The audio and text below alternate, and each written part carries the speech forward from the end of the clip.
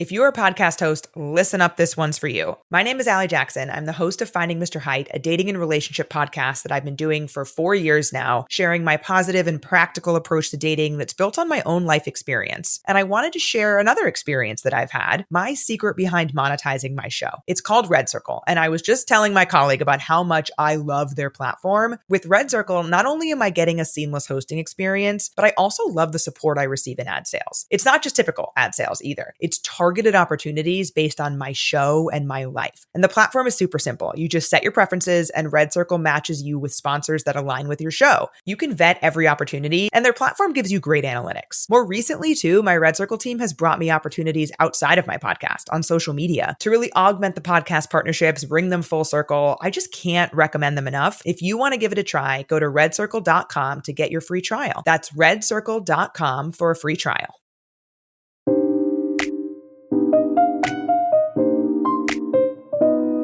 Hello, listeners. Welcome to Stars of the Golden Age, a show that highlights the lives of legends from film, music, and the birth of television during Hollywood's Golden Age, with a special emphasis on their lives behind the scenes.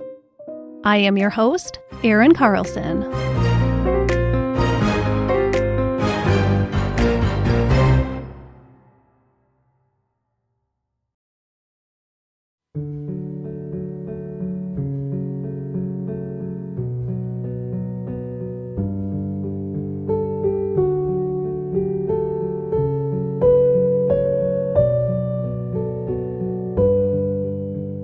Today, the conclusion of Natalie Wood's story.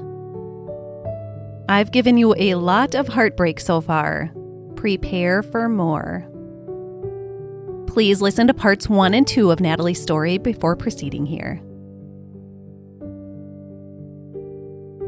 Last week, we left off with Natalie Wood finding her husband, Robert Wagner, engaging in a sexual act with a man inside of their Beverly Hills mansion. It was shocking and devastating, and Natalie was left obviously very upset by the sudden collapse of her marriage. We have to remember how she had an incredibly difficult time entrusting people, even those closest to her, for almost her entire life, and for good reason. So this was a really hard blow and a huge betrayal. She still loved her husband, but the betrayal was just too much. Natalie left her husband. She wasn't going to allow space in her marriage for infidelity. And she blamed herself. A lifetime of insecurities came flooding over her as she tried to reconcile what was happening, how her marriage had crumbled so quickly.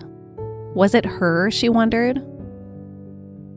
What happened during the fallout of their marriage makes the entire experience even more heartbreaking, because Natalie chose to protect her husband. She didn't want the details of what caused their sudden separation to become public because she didn't want his reputation to be tarnished or his career to be ruined. Instead, she took the fall herself. Natalie began seeing friend and co-star Warren Beatty not long after finding her husband cheating on her. She was looking for emotional support and comfort, and she found that with him. Then the friendship with Warren Beatty turned romantic. The media took it and ran with it, citing the end of Natalie Wood and Robert Wagner's marriage being caused by Natalie's infidelity. That she had been cheating on RJ with Warren Beatty. That it was all her doing. And Natalie just sat back and allowed that narrative to be written about her. Her husband had destroyed her heart and broke down her already minuscule ability to trust, and she still chose to protect him. Her mother had driven into her entire life the idea of sitting back, shutting up, and not causing a stir. Just sit back and be a good girl in order to appease others, especially men. Of course, Maria would have loved for this to all be out in the open about Robert Wagner so she could scream, "I told you so." But this is the kind of woman she groomed Natalie to be. A good, obedient girl who lets the man come out on top. Natalie didn't know how to be alone. She'd never been given the chance to embrace solitude and independence. So she needed someone like Warren Beatty to step in and help her as she tried to mend her shattered heart. Here is what her dear friend Mary Ann said about it. Quote, "She didn't even think about the outside world, how it looked or anything. She was just trying to survive. I didn't think she was ever going to pull out of it. And Beatty just happened to fall in, which was good. It helped her." End quote. Natalie deserved whatever peace and happiness came her way. RJ fled to Europe immediately after the incident in their Beverly Hills mansion, and Natalie Wood and Warren Beatty became the new hot couple on the scene in the months that followed. Meanwhile, Natalie's career was flourishing. West Side Story was a massive success, as was the film that she had recently made with Warren Beatty while she was still with Robert Wagner, Splendor in the Grass. By the time the film premiered, a few months had passed since their separation, and Natalie and Warren were a full-blown couple. West Side Story also premiered in the recent aftermath of her marriage ending. A lot was happening in Natalie's life in a very short time. There was success and good, but overshadowing it all was the heartbreak and betrayal. To make this period of time even more difficult to manage, Natalie's longtime therapist passed away just weeks after RJ's infidelity. And this wasn't just infidelity. Natalie physically walked in on her husband cheating on her with another man. It becomes so much worse that she actually witnessed her husband cheating on her in their home when he knew she was there. It haunted her thoughts, and now she had lost the therapist that she'd been working with for years.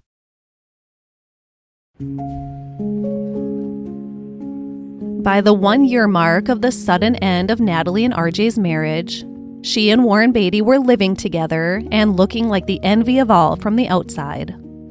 But inside, that love and bond that Natalie really needed just wasn't there. They traveled to Europe together around that 1-year mark in the summer of 1962. And while in Rome, I don't know how this could happen, they bumped into Robert Wagner and his new girlfriend in a Rome nightclub. He invited Natalie and Warren to their table, and the foursome enjoyed some time together. Maybe enjoy isn't the right word. I can only imagine how awkward and heartbreaking that must have been. Natalie recalled the evening to a friend and said the glances she and RJ gave each other throughout the evening filled her with the feeling that she described as, quote, a bond of sadness. They both loved each other so much. Robert Wagner told Natalie years later that he spent hours trying to call her at her hotel that night. But Warren Beatty had been on the phone all night, so he couldn't get through. When learning this later on, Natalie told a friend, "I was in my hotel room for a week, crying my eyes out. If that call had come through, I think I would have dropped everything and gone running back to him." By the following summer, 1963, after several breakups and makeups, the relationship between Natalie Wood and Warren Beatty was over. He wasn't really the settling down type, and Natalie knew that. She turned 25 that summer. 2 days after her 25th birthday, Robert Wagner married the woman that he'd been with in Rome, Marion Marshall.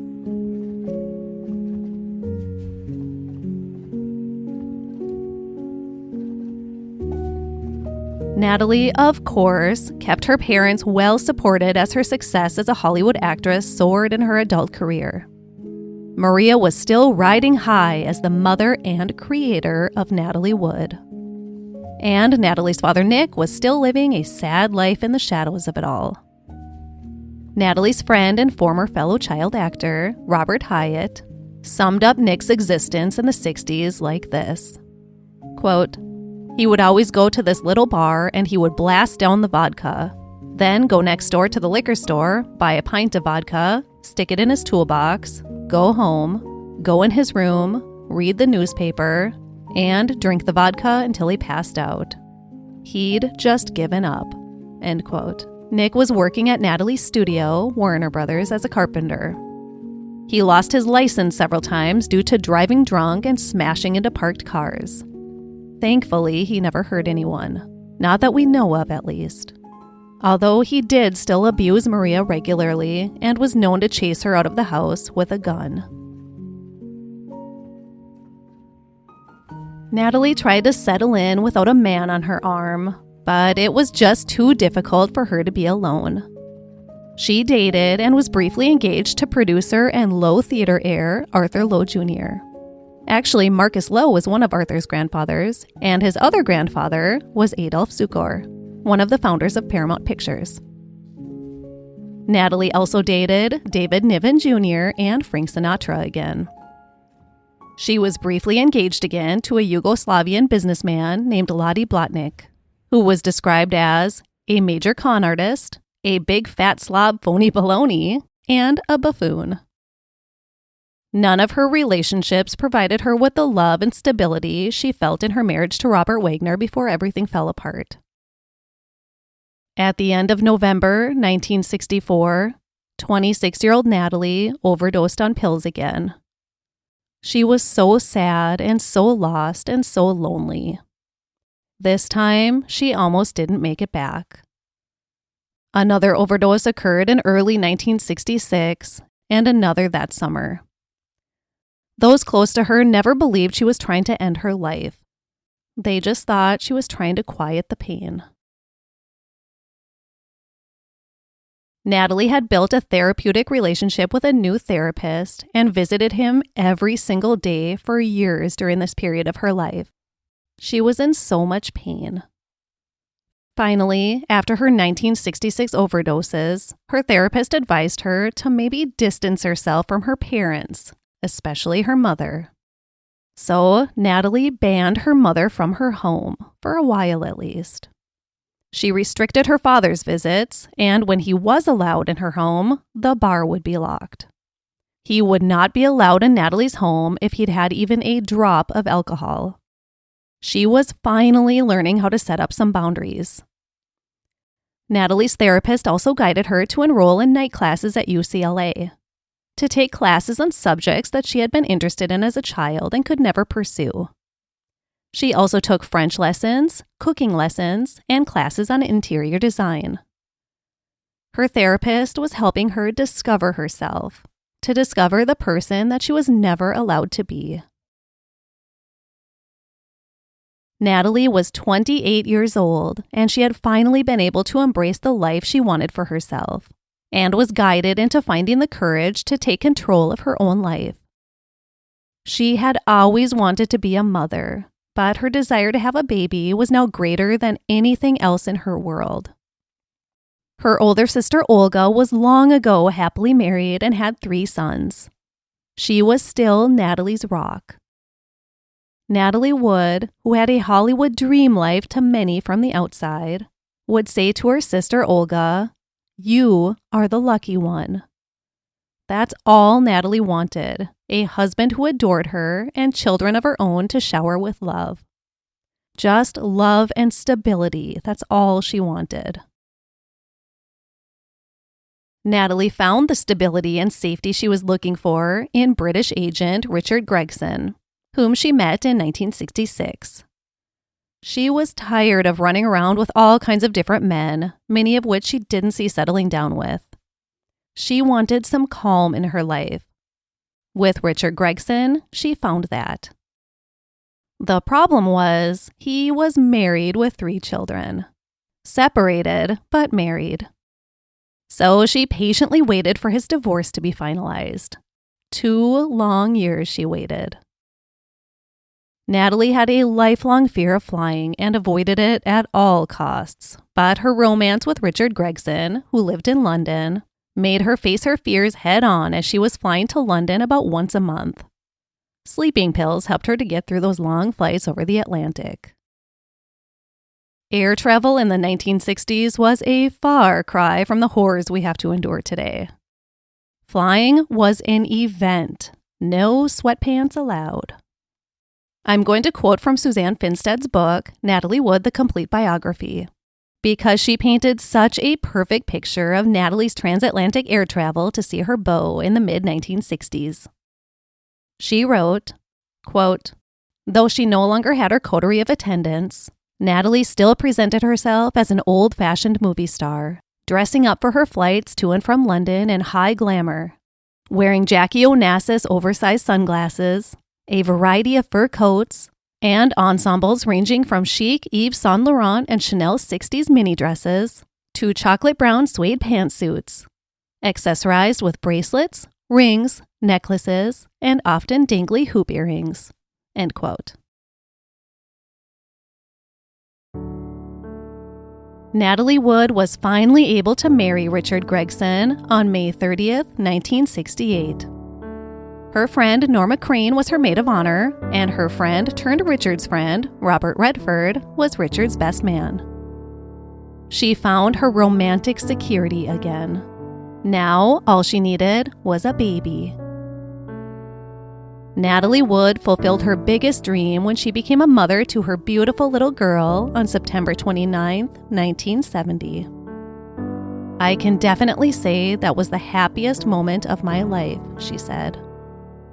She named her little girl Natasha, and she vowed to give her child a life far removed from the one that her mother had given her.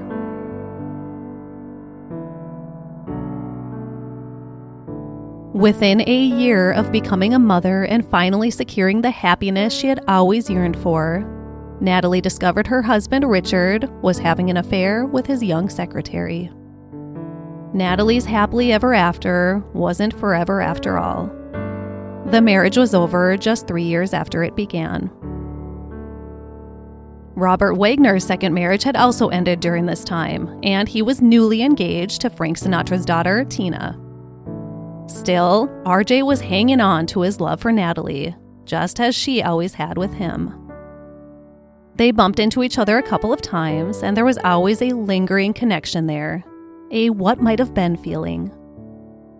RJ called her when news of her divorce hit the papers, and with that, Natalie couldn't get him out of her head, even though he was engaged to Tina Sinatra. She could just never get him out of her head.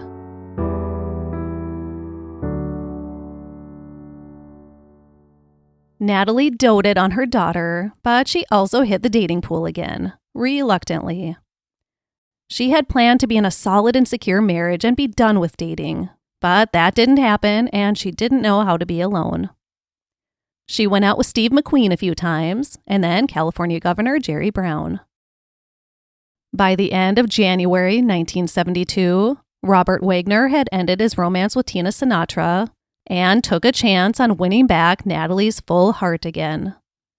It worked. He'd never really lost it. The two were instantly reconnected, and both knew immediately that they would be married again.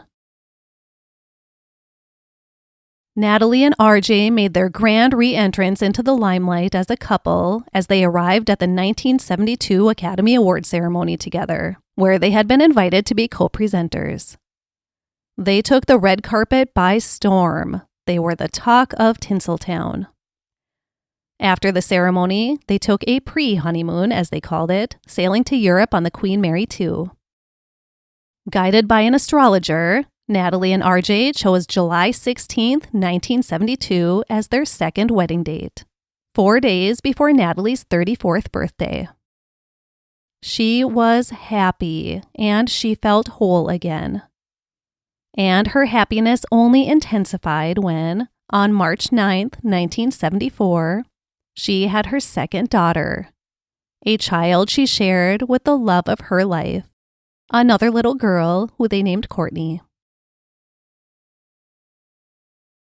Natalie had stepped a bit away from the movie cameras when she married Richard Gregson in 1968 and first became a mother. She didn't want to be an actress with a child. She wanted to be a mother who occasionally acted in movies. As regular listeners know, I'm not here to talk about the work so much as I am the life behind the scenes. Film stats are easy to come by. I'm here to talk about the truly interesting stuff. I'm here to help you get to know our stars as the people they were. Just know, Natalie was still very much a Hollywood star. She was a beloved Hollywood icon, America's sweetheart. But the moment she became a mother, she chose to realign her priorities and focus most of her energy on being a mother. A better one than she was given. She and RJ settled into a happy life in Beverly Hills with the girls, where the walls of their home were adorned with the girls' artwork, and the yard housed an array of pets, dogs, cats, rabbits, and chickens. Natalie was very involved in her daughters' lives, their school lives, their friendships, everything. Natasha didn't see her father, Richard Gregson, much. She considered Robert Wagner her father and called him Daddy. Natalie and RJ hosted big Thanksgiving, Christmas, and New Year's parties each year, and their guest cottage welcomed in house guests like Laurence Olivier, Elia Kazan, David Niven, Sr., and Fred Astaire. It was Natalie's dream come true. It was really important to Natalie as a mother to not pass down any of her deeply embedded fears and anxieties to her daughters, as her mother had done to her. So she began seeing a female therapist to help her make sure that she could achieve that. She did not want her girls to grow up with a distorted and toxic view of reality. She especially didn't want them to grow up with the views of men, sex, and relationships that Maria had provided for her. She wanted her girls to be safe and happy. As for Maria, Natalie kept her daughters very protected in their relationship with their grandmother. She was careful in what interactions occurred between her mother and her children, and how frequently those interactions took place. Natalie was a good mother. In the fall of 1975, full of happiness within their second chance and enthusiastic for their future together, RJ and Natalie purchased a new boat. Something they, mostly RJ, had been on the hunt for since their reunion. Their time on the water in their first marriage had been so special to them, and RJ wanted to find their next special boat to make new memories aboard. Natalie was, of course, terrified of water, dark waters especially. But she had enjoyed many experiences on boats. She would just never go in the water. She had found peace in the calmness of the sea at night under the stars, away from the chaos and noise of life. So, in the fall of 1975, they found the new boat that would give them their new memories. They named it the Splendor. Life was good. It was better than it had ever been for Natalie. Better than she ever thought it could be. She was happy, she felt safe, she was confident, and she was content. All feelings that had been so far out of reach for her for most of her life. She'd crawled her way out of the pit after numerous attempts and secured herself where she had been so desperately trying to get to. "I'm so happy now, it's scary," she said. "I'm afraid to even talk about it for fear it will crumble or something."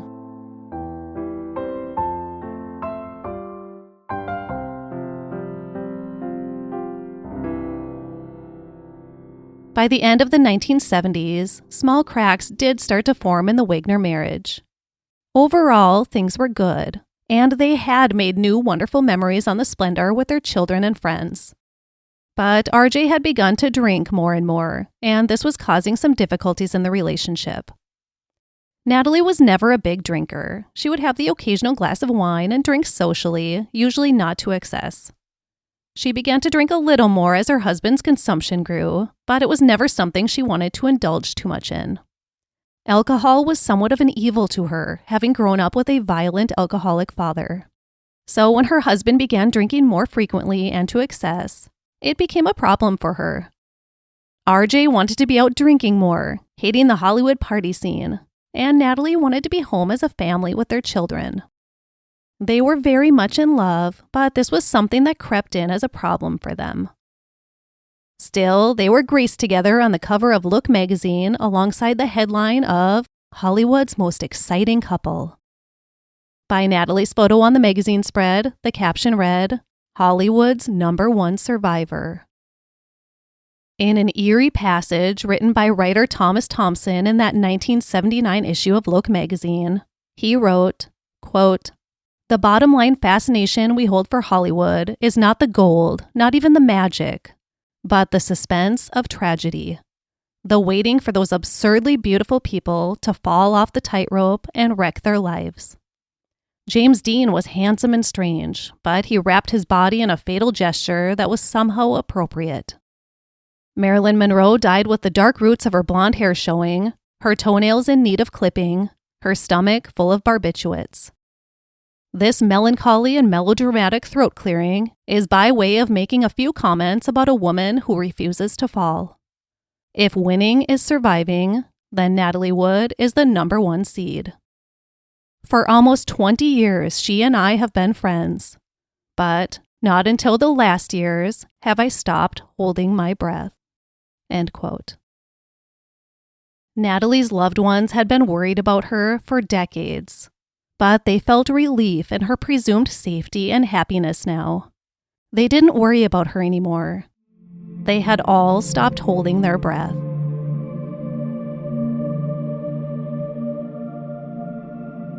It was Thanksgiving weekend of 1981.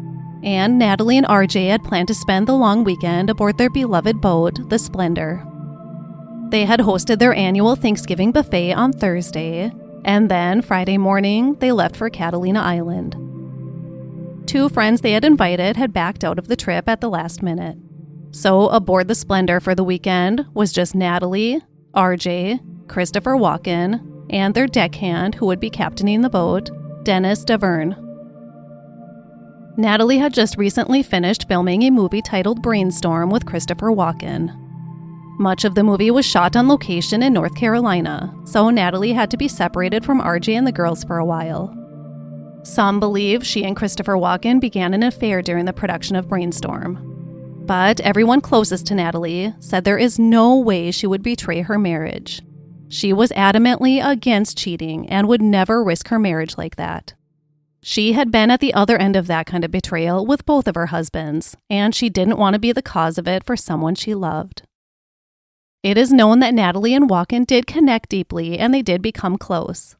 She was intrigued by his creative spirit. He was funny and unique and artistic, and she liked that. While making Brainstorm, they would drink wine together and talk for hours. So there was a definite emotional connection between the two. Christopher Walken denies any kind of sexual relationship, and those who knew Natalie best said it would never have happened. Some say Robert Wagner was suspicious of Natalie's friendship with Christopher Walken in the wake of their movie together. Some think Natalie invited Walken along for the weekend to prove to her husband that there was nothing romantic between the two, and that maybe the 2 men could become friends. Others just think he was along simply because the Wagners were well known for inviting their co-stars along on weekends at sea. Whatever the reason, the fact remains that the only 3 occupants of the boat that weekend, aside from the deckhand, were Natalie Wood, Robert Wagner, and Christopher Walken. And of those 3, only 2 would survive the weekend. And neither one of them would ever reveal what really happened on that boat. According to Captain Dennis Davern, alcohol entered the picture the moment the boat set sail for Catalina Island on the morning of Friday, November 27th. And that wasn't the only thing that entered the air, according to Davern. As soon as Christopher and Natalie and RJ entered the boat is when there was a feeling of jealousy going on between RJ and Christopher, he recalled. And it just kept on getting more like that as the time would go on. A lot of alcohol was consumed that Friday evening, between time on the island and back on the boat. Christopher Walken later said he retired to his stateroom shortly after they returned to the boat that night on Friday, feeling ill from the waves and so much alcohol. Robert Wagner recalled that the water had developed large swells, and he and Davern discussed returning to the mainland. But Natalie felt unsafe crossing in the dark swells. An argument ensued. She didn't want to cross back to the mainland, but she wanted off the boat. So Davern escorted Natalie back to the island with the dinghy, through the dark swelling waters. The two were seen drinking together until checking into a local hotel for the night, where DeVerne said Natalie fell asleep crying on his shoulder about her marriage. The next morning, Saturday, is when fate intervened. Natalie wanted to go home, back to the mainland, back to her girls. She wanted to take a public boat from Catalina Island back to the mainland. But, according to Dennis DeVerne, when they got to the dock, she changed her mind. She decided she wanted him to take her back to the Splendor in the dinghy instead, which he did. And then all seemed good again when they reunited with Robert Wagner and Christopher Walken on the boat, like no disagreements had occurred the night before. That afternoon, as RJ took a mid-afternoon nap, Natalie and Christopher decided to take the dinghy into two harbors on Catalina Island and settled in at Doug's Harbor Reef, the only bar in two harbors at the time. When RJ awoke from his nap and found his wife and their guest gone, he was not happy. They had taken the dinghy, so he and Dennis DeVerne took a shore boat to town. And there, they found Natalie and Christopher laughing and having a wonderful time at the bar, which made RJ even more upset. Most of this is coming from Dennis DeVerne, I want to point out. Now, the four of them continued to drink at Doug's for the next few hours. By the time they sat down at 7 o'clock for dinner in the dining room at Doug's Harbor Reef, staff recounted that they were all inebriated. Both manager Don Whiting and Captain Dennis DeVerne recounted that Robert Wagner was clearly upset all night, and clearly jealous of the attention Natalie was giving to Christopher Walken. The staff at Doug's Harbor Reef all recalled a strange energy amongst the group that night, especially as they consumed more and more alcohol. A server recalled flirting between Natalie and Christopher, and the manager, Don Whiting, who was gay, noted clear flirtation occurring between Robert Wagner and Christopher Walken. Whoever was flirting with who, it left the three involved lingering in a dangerous territory, especially when you consider the massive amounts of alcohol they had all consumed.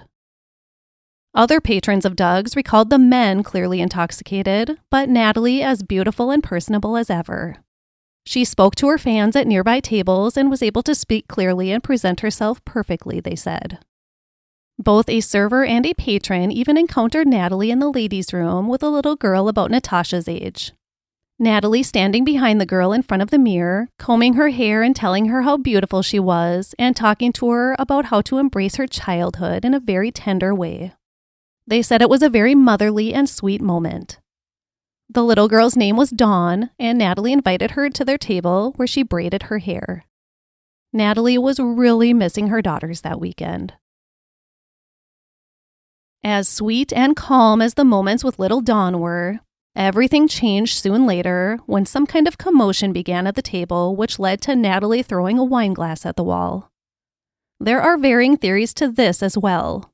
Was it intentional? Was it an accident? Did the glass hit the wall or the floor? The group left Doug's around 10 o'clock, and the entire staff was concerned about their getting back safely to the Splendor. So concerned that 2 separate calls were made to the harbor patrol to keep an eye on them as they made their way back in the dinghy. They did make it back safely to the Splendor that night. They opened a bottle of scotch and a bottle of wine, which I don't think they needed either of. And the rest of the story is dependent on who you ask. Unfortunately, Natalie Wood wasn't able to tell her story because she was dead before sunrise, taken by the dark waters that had haunted her throughout her entire life.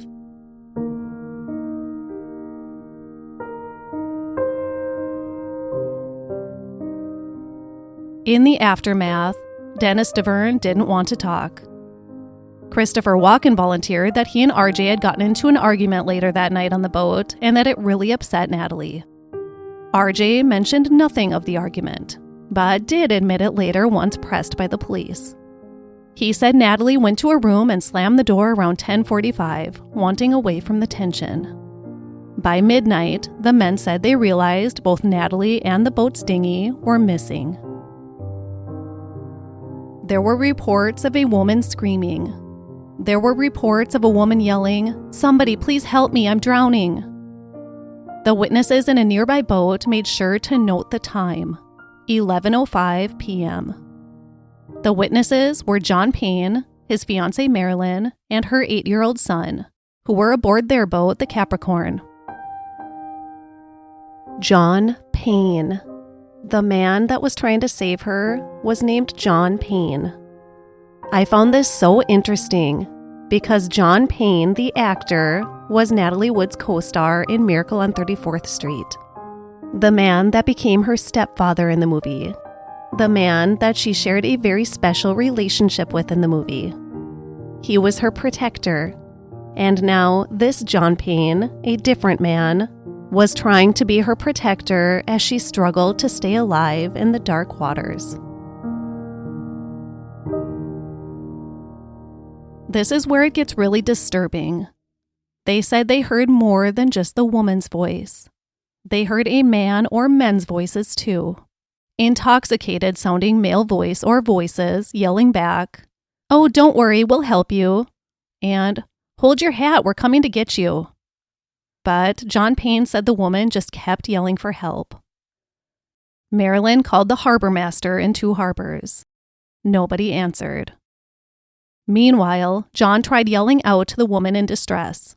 "Where are you? I'll come and help you. Keep talking." Unfortunately, they had deflated their own dinghy since they had planned to leave at dawn. They considered jumping in and trying to swim to the person in trouble, but that was too dangerous in the rough waters when they had the child on board to think of as well. Marilyn couldn't reach anyone in 2 harbors, but she finally reached someone in Avalon on the other side of the island, and they said they were sending a helicopter. The air was cold, the wind was blustery, the waves were big, and the water was dark. John and Marilyn tried desperately to scan the dark water for the woman they heard crying for help. They saw the Splendor, and they recalled that's the direction the cries were coming from, between them and the Splendor. The helicopter never arrived. The cries for help stopped at 11:25 p.m. A call from the Splendor's radio did not go out until 1:30 a.m., 2 hours later. It was Robert Wagner saying, "This is the Splendor, we need help. Somebody's missing from the boat." What happened that night aboard the Splendor? How did Natalie Wood end up in the water? A woman scared of dark water more than any other fear she possessed. Was that Robert Wagner and Christopher Walken or Dennis DeVerne yelling back to her that they were coming to help her? Why was there such a huge lapse in time between her disappearance and the distress call reporting her missing? Robert Wagner said he initially just thought Natalie took the dinghy back to shore. She wouldn't have taken the dinghy out alone in the dark. He would have known the likelihood of her doing that was very slim, drunk or not.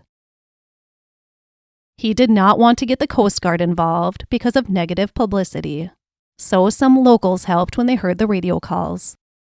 There had been no answer from the harbor master. The harbor master was finally awoken and took a boat out to the Splendor, where he found Robert Wagner and Christopher Walken so drunk they could hardly speak. Because in that 2-hour period of time between witnesses hearing a woman's cry for help from the water and Robert Wagner radioing for help, the men on the Splendor decided to drink more scotch. They weren't much help for the harbor master who was trying to get answers and help find Natalie. But Wagner by this time was quite distraught by the situation. Still, he asked that the Coast Guard not be called. The harbor master obliged, looking for Natalie with his own little group of local volunteers, but finally decided to call in the Coast Guard at 3:30 a.m. They didn't initiate a search until 5:15 a.m. The dinghy was found first at 5:30 a.m. Then, at 7:45 a.m., they found Natalie. Natalie was dressed in a floral print flannel nightgown with cozy blue socks, and she was covered by the red quilted down coat she had been wearing the night before. Maria was in agonizing pain the moment she learned of her daughter's death. She didn't want to live anymore. Olga and Lana, Natalie's sisters, were devastated and shocked. Robert Wagner was distraught beyond control. Olga went to see RJ, and she said if you saw him in those days after Natalie's death, there is no way you could blame him for it. He was too filled with grief to have had anything to do with her death, she thought. Lana was less convinced. That dark and windy night in November of 1981 will always remain a mystery. The case of Natalie's death was closed on December 11th, 1981, just a couple of weeks after her death. It was ruled an accident. She died of hypothermia and drowning. She did have some bruising and abrasions on her body, but the medical examiner and the police attributed that to falling off the boat or being tossed around in the water. The investigation was spotty and quick. Police never returned the calls from John and Marilyn, the couple who had heard the woman's cries for help and tried to get help for her. The police didn't believe them and didn't think they were worth interviewing. They thought they were making it up for their 15 minutes of fame. But the thing is, they never went to the press with any of it at the time. They didn't want to. They wanted to talk to the police about it, not the world.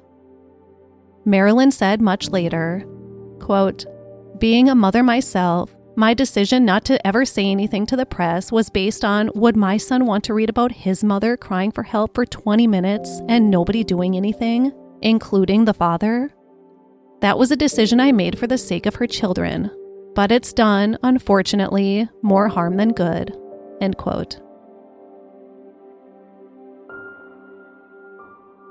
Of the 3 surviving people on board the Splendor that night, none of them offered up more information than they had to.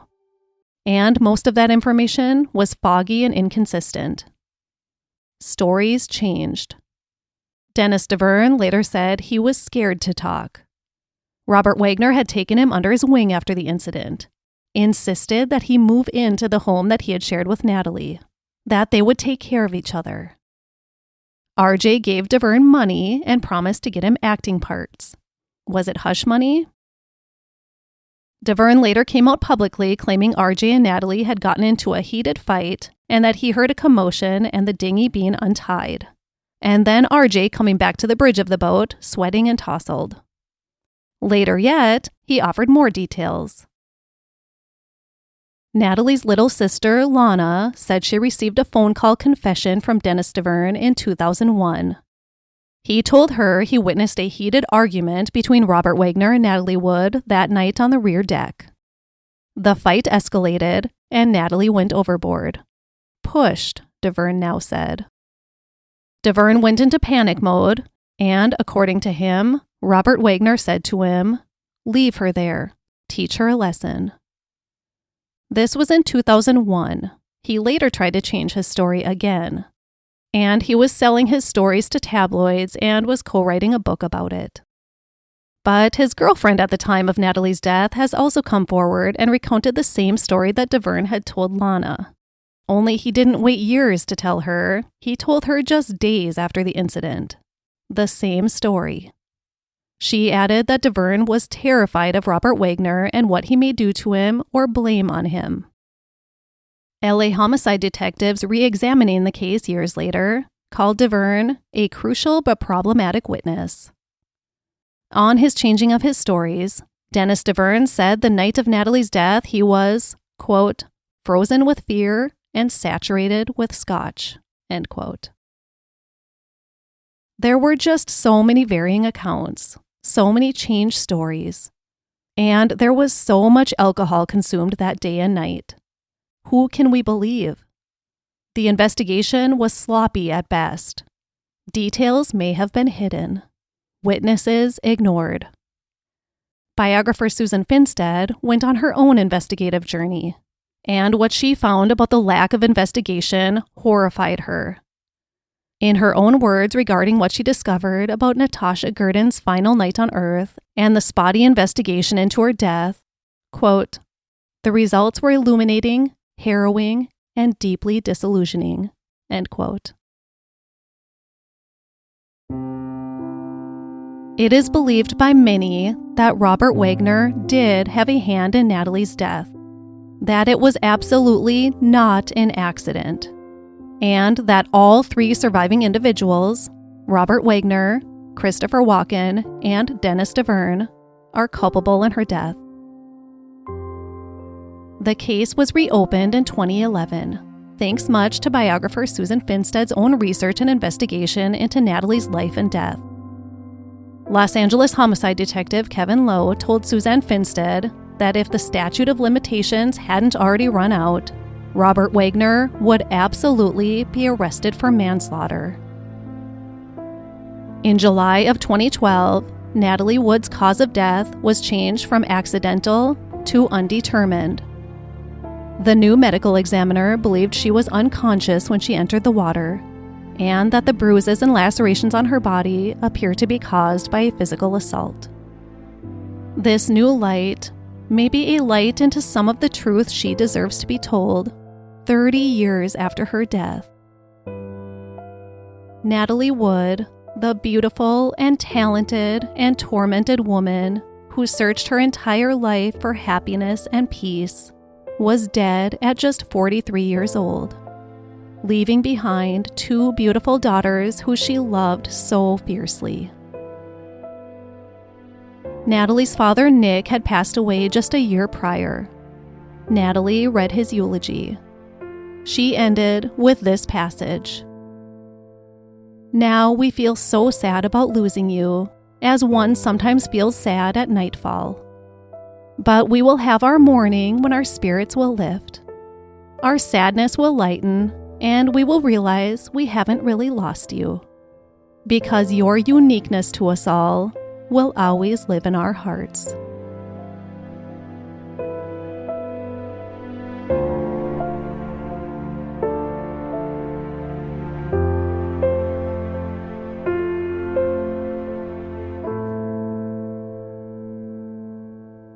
And now I would like to share a few more things about Natasha Gurdon. Bullet point number 1. If you remember from the end of part 1, Natalie's wrist was broken during the bridge collapse scene of The Green Promise when she was 10 years old, and her mother forced her to conceal the injuries so they could continue filming the movie, and then refused to get her medical attention later on. Natalie's wrist set up poorly then as it healed on its own, and she was always very self-conscious of her disfigured wrist afterwards. She often wore gloves to conceal it, or more commonly, a large bracelet on that wrist. She never went in public without her wrist covered. Bullet point number 2. At her funeral, Natalie's pallbearers were Frank Sinatra, Rock Hudson, Fred Astaire, David Niven, Laurence Olivier, Gregory Peck, and Elia Kazan. Bullet point number 3. Don Henley's hit song, Dirty Laundry, was inspired by the deaths of Natalie Wood and John Belushi, who died just a few months after Natalie. It references the media storm that swirls around the personal tragedies of stars. You know the song.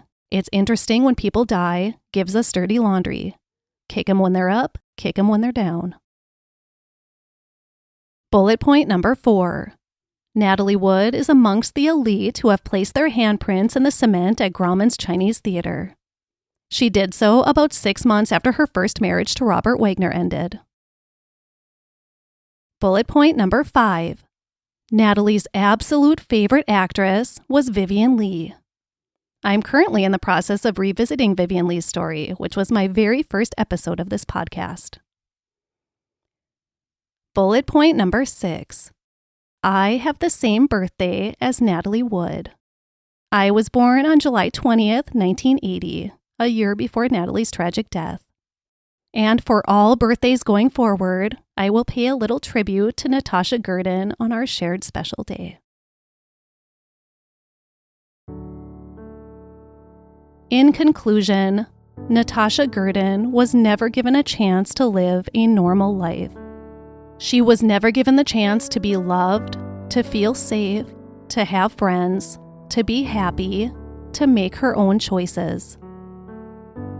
In her own twisted way, her mother loved her, but that love was very toxic. There were so many points during my journey through Natasha Gurdon's life where I stopped and thought how different her life would have been if her path hadn't been chosen for her. So many times I wanted to yell, "No, don't do it. Don't listen to that person. Don't let your mother control you. Follow your gut." I wondered what would have happened if she was able to marry Scott Marlowe, or even her high school boyfriend Jimmy. I wondered what would have happened if she was not forced into the movies at all, if she was able to have childhood friends, go to school throughout her childhood.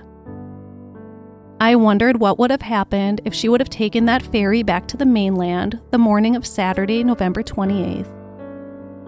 I wondered what would have happened if she had never reconciled with Robert Wagner. That is the biggest what if. While she was haunted with what ifs in the years between their two marriages, we are all left here in the aftermath with the biggest what if of all. She thought she was re-entering into her destiny. She thought she was settling into the rest of her lifetime of love. She thought she was entering into safety. But ultimately, she entered into her own death. There is no doubt at all that if she didn't remarry Robert Wagner, she would have not died so young. She may even still be alive today. Robert Wagner is. Christopher Walken is too. So is Dennis DeVerne. Many people blame Robert Wagner for Natalie Wood's death. Some believe he physically pushed her to her death. Some think he was responsible in a less direct way. Some don't believe he's responsible at all. There are many theories out there of what happened that fateful night. I don't know what happened. None of us really can. Robert Wagner may know. Christopher Walken may know. Dennis DeVerne may know. At least one of them probably for sure knows the absolute truth. But for the rest of us, the absolute facts will always remain a mystery. Natalie feared nothing more than dark water, and her life was taken from her by the thing she feared most. And the thought that the one person she trusted and loved the most may have had a hand in it, well, that's just horrifying. However she got in that water, Natalie's last moments were likely filled with more fear than she had ever experienced in her lifetime of fear. It's heartbreaking and it's so unfair. Please, if you are even a little bit interested in Natalie Wood's life, or even just the mystery surrounding her death, support Suzanne Finstad's extremely hard work and passion for Natalie's story by buying her book, Natalie Wood, The Complete Biography. There is so much more than I just couldn't fit in unless I made this a 10-part series. Her book is phenomenally well-researched and written. This has been a gut-wrenching journey for me as I tell you this 3-part story. But I am so grateful for the years of hard work Suzanne Finstad put into telling Natasha Gurdon's story and searching for her truth so I could share her story with you all. Natalie's daughters deserve the truth. The biggest tragedy of all was that Natalie wasn't able to be a mother to her growing girls, and that they were forced to grow up without the mother who loved them more than anything on earth. So, thank you, Suzanne Finstad. And thank you, Natasha Gurdon. Thank you for your warmth and kindness and heart. Everyone who ever met you adored you. Thank you for the sacrifices you made. When we hear your story now, we can all take lessons from it. Lessons from your pain and your extreme sacrifices. We, as humans, can do better now. And it's stories like yours that help us do that. And thank you all for listening. I'll see you guys next week with a story that's a little easier on the heart. Reach for the positive in every day. Be kind to everyone you encounter. Please, for the love of God, don't you dare be even an ounce like Maria Gurdon. And have a great rest of your week. Happy New Year, everyone. I wish you all a very happy and fulfilling 2026. My primary source for this episode was the remarkable book, Natalie Wood, The Complete Biography by Suzanne Finstad. I also used an article from Los Angeles Magazine, also by Suzanne Finstad. a 48 Hours documentary titled Death in Dark Water, Season 31, Episode 14, and IMDB.